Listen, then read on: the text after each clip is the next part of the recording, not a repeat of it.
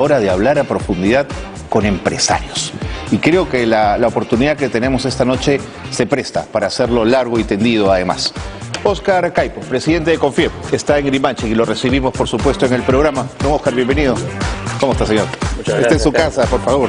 Gracias. Gracias por venir. Gracias por la invitación. Don Óscar, bueno, no es un secreto la compleja situación política que atraviesa el país, pero yo quería preguntarle en ese sentido, ¿cuál es la principal preocupación que tienen hoy los empresarios peruanos respecto al momento que vivimos? Tenemos varias preocupaciones, no es un momento fácil para nadie, pero hay algunos temas, digamos, urgentes Vamos que con nos preocupan. El tema más urgente es la potencial crisis alimentaria, que es un problema global, ¿no? Sin embargo, ya sabemos de este problema global hace meses, porque los precios de los alimentos empezaron a subir desde mediados de febrero, y sabemos que hay las restricciones con los fertilizantes. El acceso a la urea, ¿no? Exactamente, sí. Desde que Rusia invadió Ucrania, y vemos que todavía no hay respuestas concretas, pero el problema es que esto se suma al hecho de que no salimos de la pandemia, los ingresos han caído, el empleo se ha precarizado, tenemos una inflación de 9% promedio, pero de 15% en la canasta básica, con 10% menos de ingresos en promedio, estamos hablando de una pérdida de poder adquisitivo de alrededor de 25-30% para los más vulnerables. Entonces hay gente, millones de personas que han regresado a la pobreza, que la están pasando muy mal, y no vemos respuestas concretas del gobierno todavía para poder atender esta crisis, para comenzar. Pero acabamos de escuchar en titulares al primer Aníbal Torres decir que nadie se va a morir de hambre en el Perú. Claro, de un mensaje no va a suceder eso. Lo que necesitamos son acciones concretas. Necesitamos que nombren personas que tengan capacidad y experiencia para poder manejar esta crisis, que se compren los fertilizantes y que se distribuyan para los pequeños productores, menos de 2 hectáreas, ¿no? Y que se distribuyan sin corrupción, porque ya sabemos que cuando hay escasez de algo, ¿no?, empiezan a darse los problemas de corrupción también. Entonces necesitamos que se focalicen los esfuerzos. Vemos que el anuncio recién se está haciendo hoy. El problema tiene meses. Sí, sí. Pensé que entre los problemas que iba a poner usted sobre la mesa para comenzar nuestra conversación iba a ser también el tema de la confianza. La confianza de un sector enorme del empresariado hacia el Poder Ejecutivo.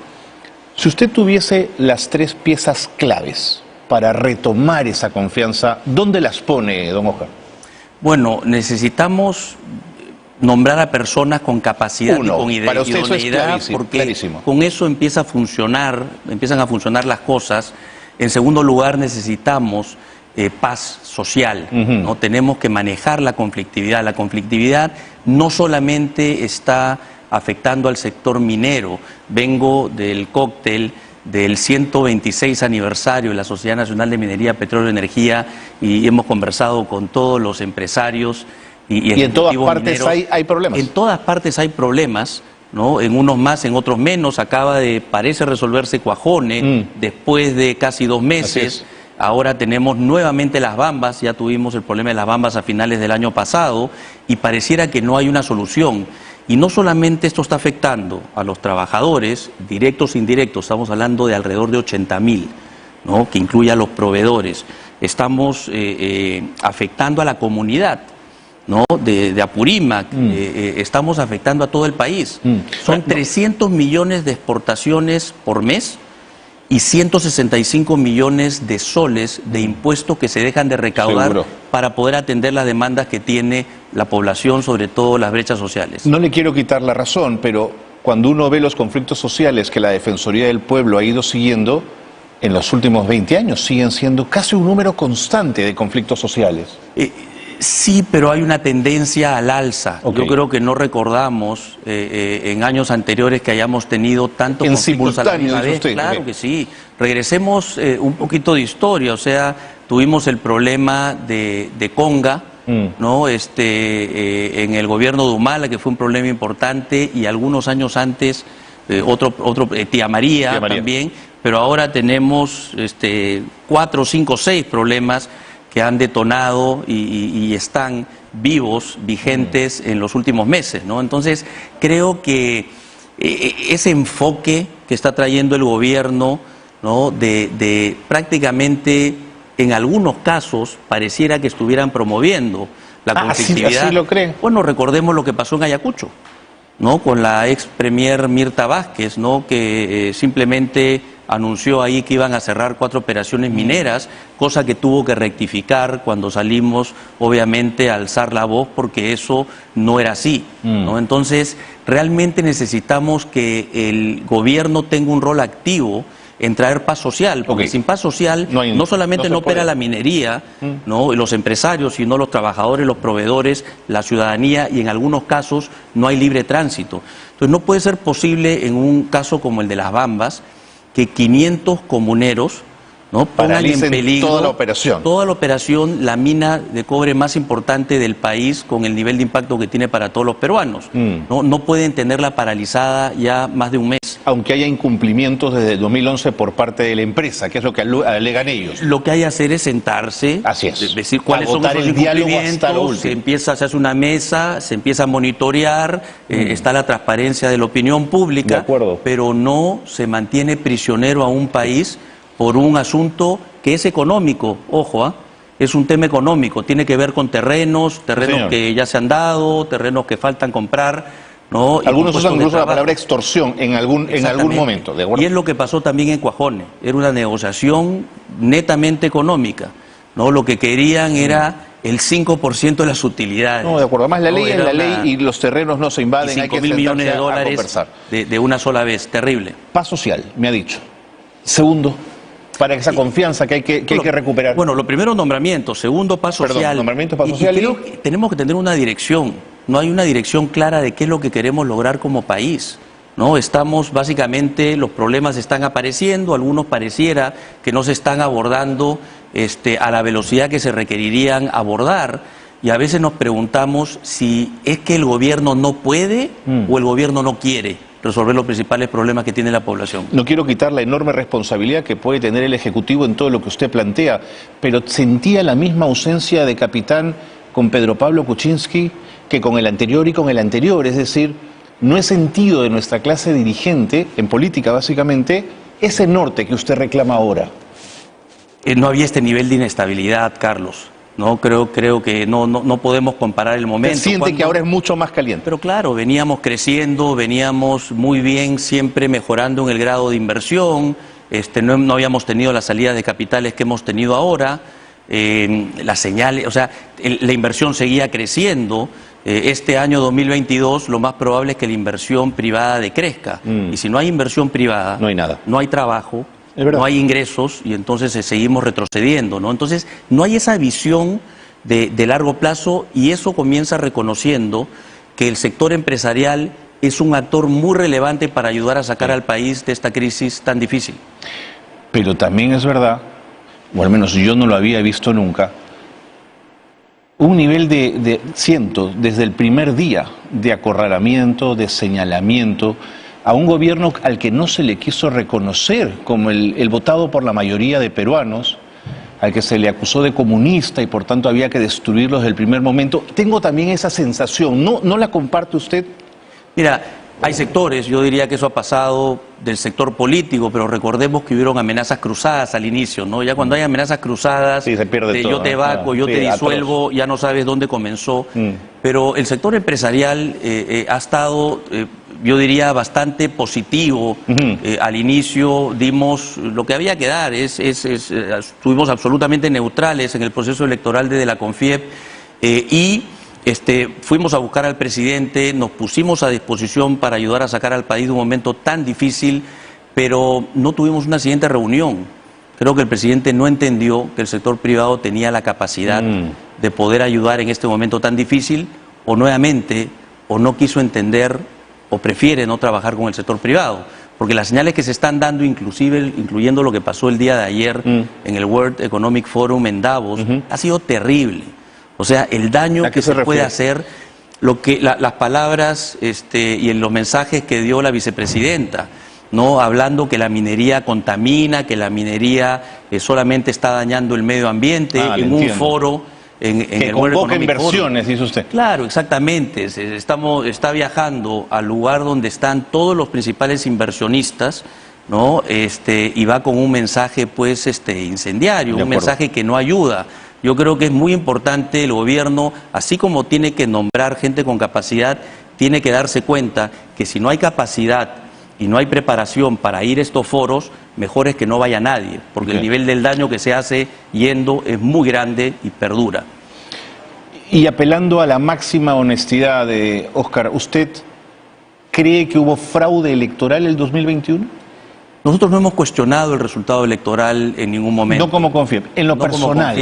No, yo honestamente no sé, tendría que haber pruebas, ¿no? Pero lo que sí nosotros tenemos que estar enfocados es que el gobierno tiene que atender las principales demandas de la población. O sea, en este momento tenemos que sumar ¿Como un velero sin capitán la sensación? Es eso, sin duda, no hay dirección y salen pues con mensajes e ideas que no van directamente a atender los principales problemas prioritarios. Necesitamos que la economía se reactive. Con eso mejoran los ingresos, con eso hay más empleo, ¿no? Y con eso empezamos a salir de este momento tan difícil, ¿no? Apelo a su máxima experiencia en lo empresarial y en lo económico. En momentos como esto, ¿qué le conviene a la economía? ¿Ser proteccionista, cautelar todo lo que tenemos siendo cuidadosos, o más mercado y más apertura? El modelo de crecimiento que hemos tenido en los últimos 25, 30 años y que nos ha permitido crecer más que ningún país en la región y ser una de las economías que más creció en el mundo y construir la solidez macroeconómica que tenemos, ha sido una economía abierta. Es verdad. ¿No? Tenemos más de 20 tratados de libre comercio, lo que eso nos permite es que cualquier cosa que produzcamos de bienes o servicios aquí, no solamente pensemos en atender una región, ¿no? O el país, que tiene 33 millones de consumidores potenciales, sino más de 3.000 millones de consumidores, ¿no? Entonces, es un tema de tamaño de mercado y de ambición, y nos ha dado buenos resultados, ¿no? Obviamente la minería, pero miren el crecimiento, miremos el crecimiento de las agroexportación, es impresionante, ¿no?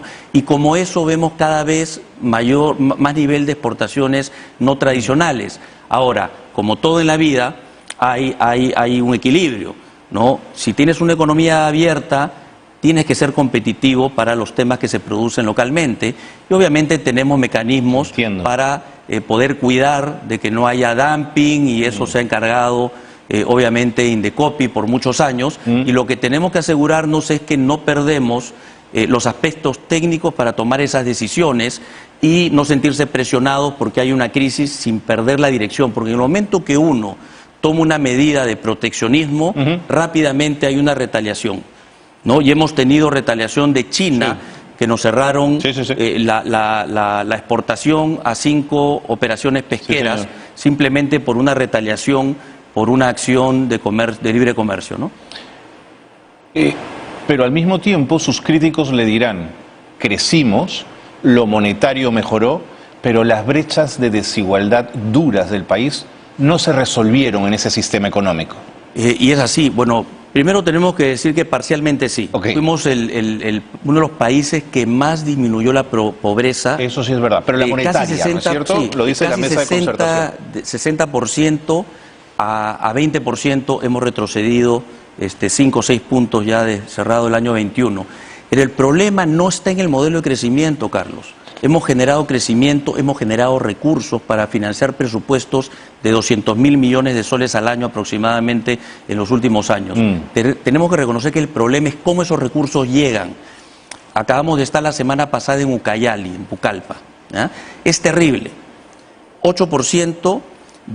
Solo 8% de escuelas tienen electricidad, agua y saneamiento, los servicios básicos. Con 111.000 millones de déficit en infraestructura. Es terrible. Terrible. Solamente 26 con internet, solamente 1/3 de los hogares tienen electricidad, agua y saneamiento, solamente 1% de los caminos son pavimentados. ¿Cuántas autoridades están presas en este momento? El gobernador, 3 de las 4 provincias y una con segundo intento de vacancia por un tema de nepotismo, ¿no? Entonces, el problema es cómo esos recursos llegan, y uno de los principales problemas es la corrupción. Tenemos que arreglar la descentralización y la corrupción porque nos están robando no solamente los sueños, sino que por la corrupción hay mucha gente que muere. La razón por la que hemos tenido un sistema de salud que no estaba a la altura para atender la pandemia ha sido básicamente por corrupción, porque los recursos los hemos tenido, no tenemos la capacidad de ejecutarlos para cerrar las brechas sociales. Y ahora tenemos un problema muy grave que es la crisis alimentaria. Sin duda. Y entonces, si el gobierno no se enfoca, ¿cuál va a ser el costo social de eso? Pero esa corruptela que usted también señala en el sector estatal, también se puede señalar en el sector privado. Así ¿Qué es. duda cabe? Lamentablemente es un problema que requiere a dos. Exactamente. ¿No? El tema es que los problemas, la corrupción ha habido históricamente. Y eso no la justifica. Seguro. La tenemos que, obviamente, rechazar y la tenemos que eliminar, ¿no? Sin embargo, los eventos como Lavallato, eventos como el Club de la Construcción, parece que no nos hubieran enseñado nada. Lo único que han cambiado son los actores. Sí, señor. Pero la película es la misma en el MTC y en las regiones. Tenemos 23 o 24 de 25 gobiernos regionales involucrados en corrupción, ¿no? Con varios de esos gobernadores presos. Y si vamos a las municipalidades y las provincias, entonces ese es el principal problema, Carlos, y nadie lo está hablando con claridad. Más bien, el gobierno, lamentablemente, le quiere echar la culpa al sector privado de los problemas, ¿no? Entonces no se toman buenas decisiones para poder manejar el tema de incremento de precios. Se estuvo advirtiendo que una rebaja del IGB, considerando la realidad de informalidad que tenemos, no iba a dar resultados, no iba a funcionar, y entonces empiezan a hablar de monopolios, de oligopolios, en vez de enfocarse en resolver el problema real y focalizado. Y ahora tenemos el problema de la crisis alimentaria, y estamos viendo que están dando discursos, pero hasta ahora no hay acciones. Necesitamos fertilizantes, necesitamos entregarlos y que se haga sin corrupción. La Constitución de 1993 sigue estando en discusión, pese a que ya el tema de la Asamblea Constituyente parece haberse zanjado, por lo menos de momento. Yo quería preguntarle si usted percibe que en los sectores empresariales, en el entorno en el que usted se mueve, hay una suerte de bloque económico, de capítulo económico de la Constitución que parece que no se puede tocar, que si se toca sería colisionar con todo lo avanzado. ¿No es eso una exageración? ¿No es una Constitución, un documento que puede ser revisado también y que es necesario hacerlo? Claro que sí. ¿Sabes cuántos cambios tiene la Constitución del 93? Más a uno, digamos, ¿no? 45 cambios. Si Chile se ha atrevido a hacerlo. La mayoría de cambios, 25 hechos después del año 2000. Entonces sí se puede cambiar, tiene los mecanismos para hacerlo, ¿no? Pero tenemos que recordar que ese capítulo económico es el que nos generó ese crecimiento que todos los otros países han admirado por muchos años. Hemos sido el país con menor inflación en la región, el que más crecía y el que menos inflación. Cuando no hay inflación, hay menos pobreza. Totalmente. Entonces, esa Constitución que tanto se critica, diciendo que es el origen de nuestros problemas de brechas sociales, es justamente la que nos ha permitido tener los recursos. El problema está en el otro lado de la ecuación, en cómo los dirigimos, cómo los controlamos y cómo hacemos que lleguen sin corrupción. Más allá que se haya gestado en el entorno de una dictadura que fue evidente, ¿no es cierto? Fue una asamblea constituyente y fue una consulta popular vía referéndum, pero recordemos. En un contexto de control político, ¿no? Se aprobó por parte de, se aprobó por quién. Toda la corrupción, por millones, o sea, no toda la corrupción, se aprobó por toda la población, por millones de personas que votaron, por supuesto, ¿no? Entonces, no lo dudo. Y entonces se habla de que ese es el problema. No lo digo, pero si ya simbólicamente duele, ¿no? Si tiene, sí, yo entiendo que hay un cierto sector que parece que ese fuera la razón que descalifica la Constitución. Yo creo que lo que tenemos que hacer es hablar cuáles son los problemas que tenemos que resolver, eso es más y vayamos a ver el capítulo de la Constitución que tenemos. Y ojo, no todo es Constitución. No, por puede ser una ley, puede ser un reglamento, por pueden ser capacidades. Entonces, discutamos los problemas concretos que queramos resolver y veamos, ¿no? Y reunamos en espacios de diálogo, podría ser el Acuerdo Nacional, veamos de qué manera podemos ayudar a resolverlos y lo ejecutamos. Si lo hacemos de esa manera, lo podemos comenzar a hacer ahora. Sí, señor. Estoy de acuerdo. Y sin espantar las inversiones, sin generar incertidumbre, entonces podemos tener cambios con estabilidad y crecimiento. Y yo siento como usted que el Acuerdo Nacional puede ser un interesante foro justamente para limar estas asperezas y estas diferencias. Claro que sí. Oscar, muchas gracias por haber venido. Lo tengo que despedir, pero esta es la casa de todos. Véngase cuando quiera para seguir conversando de esos temas. Muchas gracias por la invitación, por el talante Carlos. y por la buena onda. Gracias. Un placer estar aquí. Oscar Caipo ha estado con nosotros, presidente de Confiep. Ahí lo han tenido.